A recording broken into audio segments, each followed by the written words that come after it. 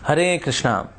तो आज हम जिस सवाल पे चर्चा करने वाले हैं वो ये है, is it necessary to be vegetarian in order to become a devotee और स्पिरिचुअल पर्सनैलिटी? तो क्या वेजिटेरियन होना, शाकाहारी होना जरूरी है? वेल, गिगो आप सब जानते हैं, GIGO garbage in garbage out. तो हम जैसा खाएंगे वैसा ही हमारा मन होगा, हमारे विचार होंगे। तो अगर हम बहुत ही गर्म खाना खाते हैं, जो बड़ा राजसिक खाना है, तामसिक खाना है, तो अगर ऐसी चीजें खाते हैं तो इसी चीज का हमारा ये शरीर भी बनता है और हमारा सूक्ष्म शरीर बनता है जिसमें हमारा मन, बुद्धि और अहंकार है। तो जैसा हम खाना खाएंगे वैसा ही हमारा मन बनेगा, हमारी बुद्धि बनेगी, हमारे विचार बनेंगे। तो कैसा अन्न हम लोग खा रहे हैं ये हमें अपने आप से पूछना चाहिए। दूसरी बात ये आती है कि भाई हमें आप क्यों तंग कर रहे हो? ठीक है, आपको वेजिटेरियन खाना ना, आप खाओ, आपको जो खाना आप खाओ, जो हमें खाना हम खाएंगे, आप भला हमें क्यों तंग कर रहे हो? वेल, ऐसा इसलिए कहा जाता है क्योंकि हम वास्तव में अपना कंसर्न शो करते हैं कि माय डियर, अगर आप ये गर्म खाना खाएंगे तो आपको बड़ा, देखिए, आपको बहुत कुछ फेस करना पड़ सकता है। मैं जब न्यू जर्सी में था और मैं जब काम करता था तो उस वक्त मेरी कलीग थी, उसका नाम था कैरी मॉरिस। उसकी बेटी बहुत बीमार पड़ी, उसकी बेटी का नाम था लैला। तो उसने मुझसे आके कहा कि ना मेरी बेटी बहुत बीमार पड़ गई है, आप तो स्पिरिचुअल हैं, तो आप क्यों नहीं भगवान से प्रार्थना करते कि मेरी बेटी ठीक हो जाए? तो मैंने उससे कहा कि अच्छा, मैं प्रार्थना करूंगा लेकिन एक शर्त पर, और वो ये है कि अगर तुम कोई अपनी फेवरेट चीज छोड़ोगी तो फिर तुम्हारी लैला जल्दी ठीक हो जाएगी, मैं भगवान से प्रार्थना करूंगा। तो उसने कहा ठीक है, मुझको ना मीट खाना बहुत पसंद है और इसलिए मैं मीट खाना छोड़ दूंगी अगर मेरी बेटी ठीक होगी तो जब उन्होंने ऐसा कहा तो मैंने कहा ठीक है, मैं भी फिर प्रार्थना करूंगा। So I chanted Hare Krishna and I pray to the lord कि प्रभु अगर आपकी इच्छा हो तो उसकी बेटी ठीक हो जाए। और उसने भी अपना प्रतिज्ञा का पालन किया, प्रॉमिस का पालन किया और उसने मीट खाना छोड़ दिया। तो मुझसे आके मिली, उसने कहा थैंक यू वेरी मच, मेरी बेटी अब ठीक हो गई है। 2 दिन की बाद मुझसे जब मिली तो बेटी ठीक हो गई थी। और उसके बाद उसने बहुत धन्यवाद दिया कि एक्चुअली इसकी वजह से, क्योंकि उन्होंने मीट खाना छोड़ दिया तो उनका मन अब बहुत शांत रहता है। तो जैसा अन्न होता है वैसा ही हमारा मन होता है। वास्तव में मीट जैसे ही बहुत ही गर्म चीज है, उसमें इज वेरी राजसिक एंड तामसिक, तो इसको खाएंगे तो हमारा मन, हमारी इच्छाएं, हमारे परसेप्शंस भी वैसे ही हो जाएंगे। So GIGO garbage in garbage out. एक और बात सामने आती है वो ये है कि देखिए, सब कुछ भगवान का बनाया हुआ है, तो जो भगवान की बनाई चीज है हम क्यों नहीं खा सकते उसको? बाबा देखिए, हर वो चीज जो भगवान ने बनाई है जरूरी नहीं है वो खाने के लिए ही बनी है। अफीम भी है, क्या अफीम हम खाएंगे? जहर भी है, क्या जहर हम खाते हैं? पोटेशियम साइनाइड का भी खाएंगे हम? नहीं। तो ऐसी हर वो चीज जो उग रही है, ऐसा नहीं है कि वो खाने के लिए ही बनी है।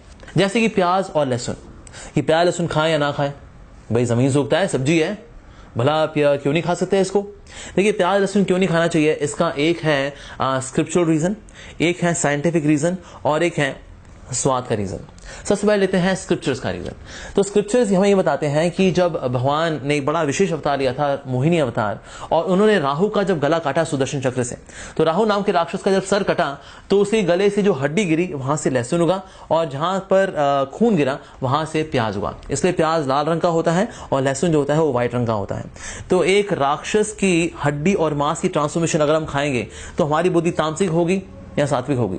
ऑफ कोर्स तामसिक होगी, राजसिक होगी, सात्विक तो बिल्कुल नहीं होगी। आप कोई कह सकता है अरे जी ये तो माइथोलॉजिकल कहानियां हैं, इनमें थोड़ी ना विश्वास करेंगे हम। ओके, तो अभी हमने स्क्रिप्चुरल रीजन लिया था, अब हम आते हैं साइंटिफिक रीजन के ऊपर। ये जो पदार्थ है, जैसे कि मशरूम हो गया, या फिर मशरूम तो देखिए फंगस है, फंगस तो तामसिक होगी ही होगी। प्याज और लहसुन है, इनके अंदर एक खास तरह के पार्टिकल मिलते हैं जिनको बोलते हैं फ्री रेडिकल्स। ये फ्री रेडिकल्स बॉडी में एंटीऑक्सीडेंट्स को डिस्ट्रॉय करते हैं, क्योंकि बड़े ही अनस्टेबल होते हैं, तो अपने आप को स्टेबलाइज करने के लिए बॉडी में एंटीऑक्सीडेंट्स के साथ जुड़ करके उसको डिस्ट्रॉय करते हैं। बॉडी में अगर एंटीऑक्सीडेंट्स डिस्ट्रॉय होंगे तो ऑक्सीजन की मात्रा बढ़ेगी। ऑक्सीजन की मात्रा अगर बढ़ेगी तो ऑक्सीजन की क्वालिटी है जलाना, तो शरीर में है जलन ज्यादा होगी, in the sense wear and tear जल्दी होगा, या लेमन लैंग्वेज बोलूं तो व्यक्ति जल्दी बूढ़ा होगा, जल्दी मरेगा। और तो आप प्याज लहसुन से हमारा नर्वस सिस्टम जो है वो कमजोर होता है, इसलिए अक्सर पायलट्स को 7-8 घंटे पहले, फ्लाइट में जाने से पहले, उनको प्याज और लहसुन का सेवन के लिए मना किया जाता है। मतलब दारू, शराब हो, मदिरा हो या सिगरेट हो, ये तो बिल्कुल नहीं पीना, और प्याज लहसुन तक भी नहीं लेना, क्योंकि इससे भी हमारा नर्वस सिस्टम कमजोर होता है, यानी कि डिसीजन मेकिंग पावर वो वीक होती है इससे।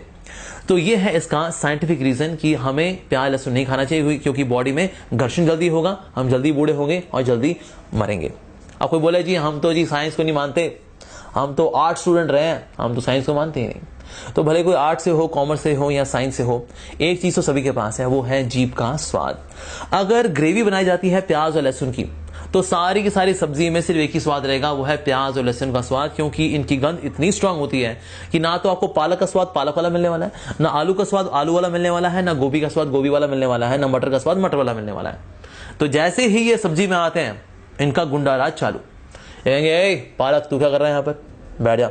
ओए मटर, मटर कश्ती करता है, बैठ जा। ए आलू, देखा नहीं यहाँ 2 गुंडे आ गए, प्याज और लहसुन, चंगू मंगू, हाँ बैठ जा।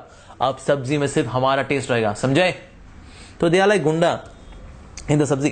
तो अगर आप चाहते हैं कि हर सब्जी का स्वाद प्राकृतिक रूप से आपको वो मिले जो कि भगवान ने डाला है, तो उसमें प्याज लहसुन मत डालिए। कुछ लोग यही मानते हैं कि प्याज लहसुन जो है हमारे जॉइंट्स के लिए बड़ा अच्छा है, बीपी के लिए बड़ा अच्छा है, तो हमें लेना चाहिए। देखिए इसके ऊपर आज भी विवाद है, ऐसा कोई कंफर्मेशन नहीं कि ऐसा खाने से हमारे जॉइंट्स अच्छे होंगे, हमारा बीपी अच्छा होगा। अगर कोई पीएचडी करता है तो थीसिस में कोई व्यक्ति कुछ भी प्रूव कर सकता है, तो ऐसा कुछ गारंटी नहीं है। और अगर हम मान भी लें कि इससे कुछ फायदा होता है, अगर हमारी बुद्धि रासिक होती है, तामसिक होती है, हमारी उम्र कम होती है, और उसके बदले में मेरे घुटने थोड़े से ठीक हो गए, तो इसमें नुकसान है या फायदा ज्यादा है? इसमें नुकसान ज्यादा है। So that means we should not consume onion and garlic, भले ही ये जमीन से उगते हैं। फिर एक और बात आती है, ठीक है फिर हमें क्या खाना चाहिए? फिर हमें वेजिटेरियन खाना चाहिए, राइट? वेजिटेरियन खाना चाहिए। वेल देखिए वेजिटेरियन क्या है, ये भी पेड़ पौधे हैं, पेड़ पौधों में भी जान होती है। अगर हम पेड़ पौधों को मार के खाते हैं तो भी हम पाप करते हैं। तो ना तो हमको तो हमें ना तो वेजिटेरियन बनना है ना नॉन वेजिटेरियन बनना है, बाकी जो कुछ भी है वो आप खा सकते हैं। तो आप कहेंगे अरे तो खाएंगे क्या, ना तो वेजिटेरियन खा सकते हैं ना नॉन वेजिटेरियन खा सकते हैं, तो हम क्या करें भाई? Whether we should be vegetarian और non vegetarian, what we should be, क्या बन जाए फिर हम? वेल हमको दोनों ही नहीं बनना, हमको ना तो वेजिटेरियन बनना है ना नॉन वेजिटेरियन, हमको बनना है कृष्णाटेरियन। कृष्णाटेरियन का मतलब होता है शुद्ध शाकाहारी भोजन, बिना प्याज लहसुन के, तुलसी पत्ता रख करके जब भगवान को भोग लगाया जाता है, और भगवान को भोग लगने के बाद अब जब वो प्रसाद बन जाता है तो ये बन जाता है कृष्णाटेरियन। और इसमें पाप बिल्कुल नहीं लगता, बल्कि इसमें भगवान की कृपा होती है। तो इसलिए ना तो हमें वेजिटेरियन बनना है ना नॉन वेजिटेरियन बनना है, हमें बनना है Krishnatarian. Thank you very much for watching. Hare Krishna.